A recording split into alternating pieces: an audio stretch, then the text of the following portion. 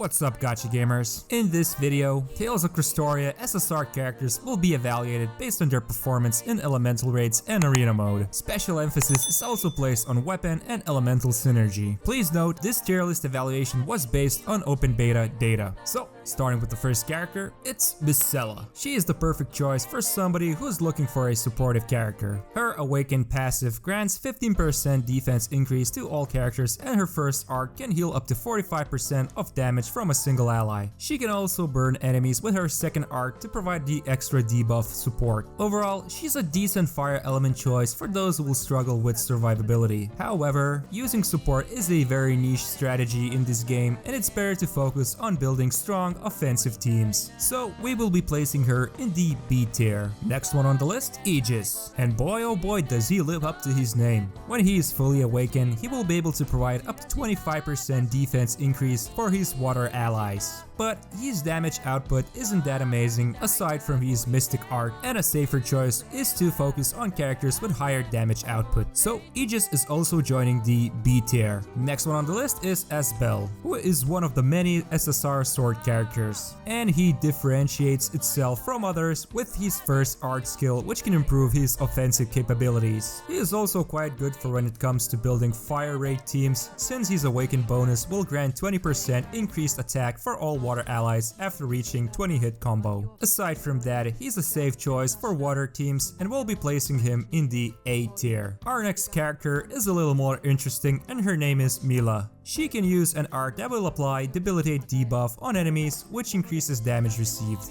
This art also has a short cooldown, which makes it possible to keep debilitate active at all times. There aren't that many light characters in the game, so she is quite useful for when you want to build a team that's more fit for all content. But she does seem to be fragile because of her low HP and defense, so she will be entering the A tier. We've got another lady on the list, and her name is Kinono Earhart, and she boasts some pretty awesome stats. Not only that, but both of her arts generate 7 and 10 hit combos, and her mystic art overload cost is pretty cheap with a 10 hit count, which makes her a pretty good combo attacker. She also grants 10% increased attack to all characters after awakening her, and her second effect recovers 15% of HP to longsword users after breaking an enemy's attack. She is definitely one of the best characters to use in fire raids. The only thing holding her back is that there aren't that many great sword users, and it's especially important in this game you min-max the element and weapon matching types. So we'll be placing her in the A tier. Next one on the list is the main man himself, Kanata. He is one of the few who has a strong arts attack that targets all enemies and produces decent amount of hits. He is also quite versatile because he is of light element, and his awakened passive grants a sizable 15% attack increase for all characters. Not to mention his mystic art also deals 380% damage.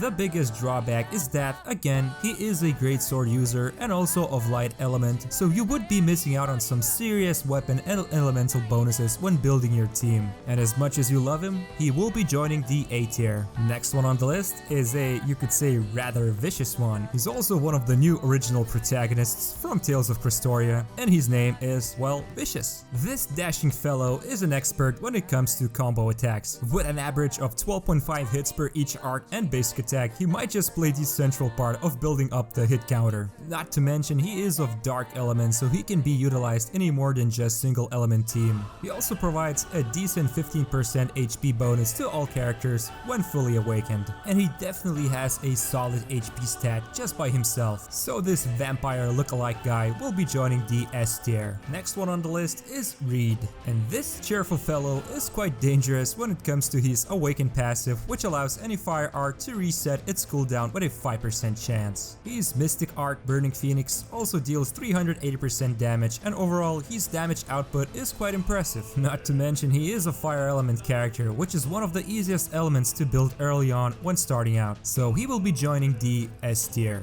Moving on, it's Yuri, and Yuri has the most highest hit count producing mystic art in the game. It's 38 hits. At 60 hits you get to deal 100% increased damage. This guy almost almost single-handedly achieves that. And that's not all. Both of his art skills also deal decent damage and produce a good number of hits. He is your go-to combo creator. What's even more interesting, or maybe bizarre, is that Yuri's Awakened passive bonus has a chance of clearing certain debuffs, which makes him an interesting choice for those who are looking for a support combo hitter. He will be joining the S tier. Next one on the list is Kronos. He is one of the few characters that can attack more than one enemy. He was also only obtainable exclusively from a PvP banner. His first art can attack one enemy and one of its left or right neighbors, while his Mystic art will deal damage to every single enemy. However, most of these attacks are rather weak, well, as it should be for AoE attacks. He does have interesting Awaken effect where team members can regenerate 8% of their HP after each wave of enemies, and he gives a decent 8% attack increase, although only to light element characters. This man of time will be joining the S tier. Next one on the list is the main protagonist from Tales of Crestoria, and her name is Velvet. She is the master of martial arts and has one of the hardest hitting Mystic arts with a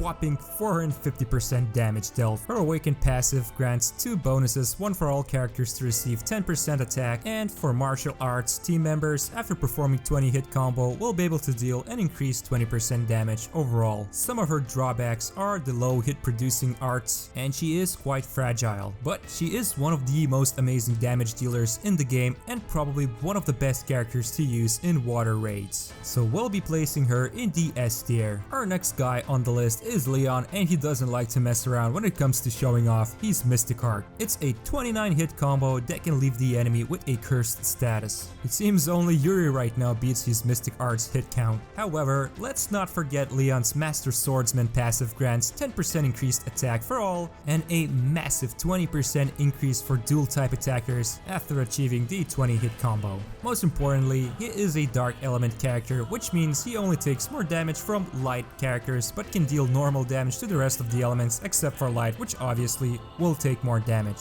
He is also the best character to have in a light raid. Overall, a very nice starting choice for anyone who wants to pick him from select summons, and he will be joining the S tier. Next one on the list is Ruka Von Fabre, or friends like to call him just Luke, and this guy will surprise you just how good he is. He has a low cost Mystic art that delivers 25 hit counts, and his first art can also damage up to 2 adjacent enemies with a nice 8 hit count. Overall, he has really good stats, works well in a PvP team that focuses on sword characters, and his 20% HP increase for fire members is a nice awakening bonus. It will be easy to find a spot for him in arena and elemental raids, not to mention how many benefits he will get from the Substone grid system. So he's one of the first to join the SS tier. Our next 80s rockstar is Stone, who is the main protagonist of Tales of Destiny. He also brings with him an impressive 6% attack bonus and 4% chance to reset fire arts when he gets fully awakened. Did we also mention he hits really hard?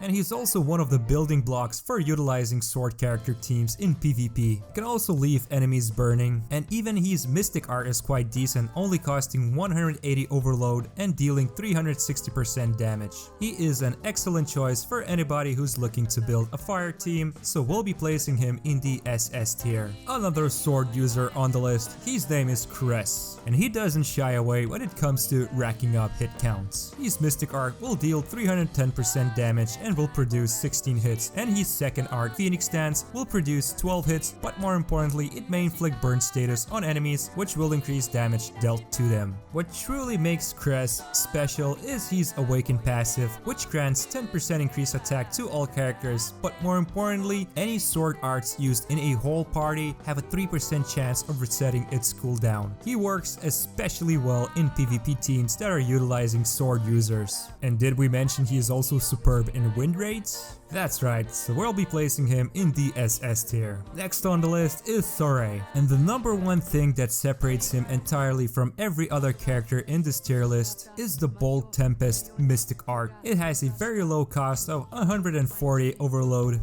deals a sizable 320% damage with 8 hit counts, but most importantly, it has a chance of applying Wildfire, and this is a very scary debuff where every time someone with Wildfire gets attacked, a portion of damage gets transferred to every single team member of that target. This is an especially deadly debuff in PvP because only Earth and and light element characters can mitigate wildfire with some Memoria Stones, while the rest of the characters are at the mercy of receiving this debuff. And wildfire works everywhere: arena, raid, tower mode, you name it. And let's not forget we're talking about Sorey here. He is a very capable wind unit, has very good HP and defense stats. So all in all, we're placing him in the SS tier. Please note that in order to meet your demands for a day 1 tier list, we had to produce this video without mentioning the 6 additional SSRs that got added after the beta test. The characters who have not been evaluated are Lloyd, Estelle, Rita, Kohaku,